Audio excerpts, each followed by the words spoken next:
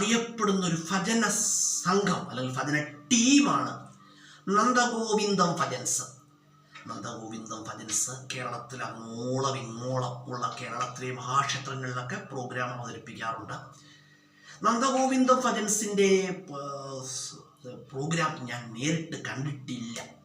പക്ഷേ സോഷ്യൽ മീഡിയകളിൽ ഒരുപാട് തവണ സോഷ്യൽ മീഡിയയിലൂടെ ഞാൻ ഇവരുടെ പ്രോഗ്രാം കണ്ടിട്ടുണ്ട്.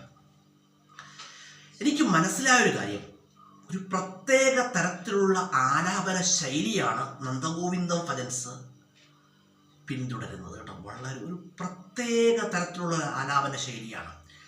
അതുപോലെ തന്നെ ജനങ്ങളെ ആനന്ദത്തിൻ്റെയും അതുപോലെ ഭക്തിയുടെയും ലോകത്തേക്ക് എത്തിക്കുവാൻ ഇവർക്ക് കഴിയുന്നു എന്നുള്ളത് വളരെ വലിയൊരു പ്രത്യേകതയാണ്.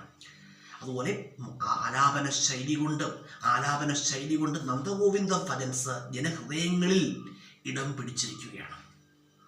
എനിക്ക് നന്ദഗോവിന്ദ ഭജൻസിൻ്റെ പ്രോഗ്രാം വളരെ ഇഷ്ടമാണ്.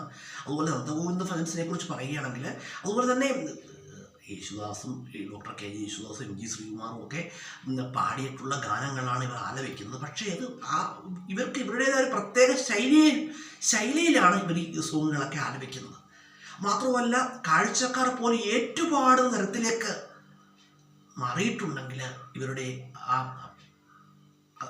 ആലാപനത്തിലുള്ള കഴിവെന്ന് പറഞ്ഞാൽ കഴിവ് പ്രശംസകൾക്കും അതീതമാണ്. ചുരുക്കി പറഞ്ഞാൽ നന്ദഗോവിന്ദ ഭജൻസ് എന്ന് പറഞ്ഞാൽ വളരെ നല്ലൊരു ഭജന ടീമാണ് കേട്ടോ. എനിക്ക് വളരെ ഇഷ്ടപ്പെടുന്ന ഒരു പ്രോഗ്രാമാണ് നന്ദഗോവിന്ദ ഭജൻസിൻ്റെ പ്രോഗ്രാംസ്. പക്ഷേ ഞാൻ നേരിട്ട് ഇതുവരെ കണ്ടിട്ടില്ല കേട്ടോ.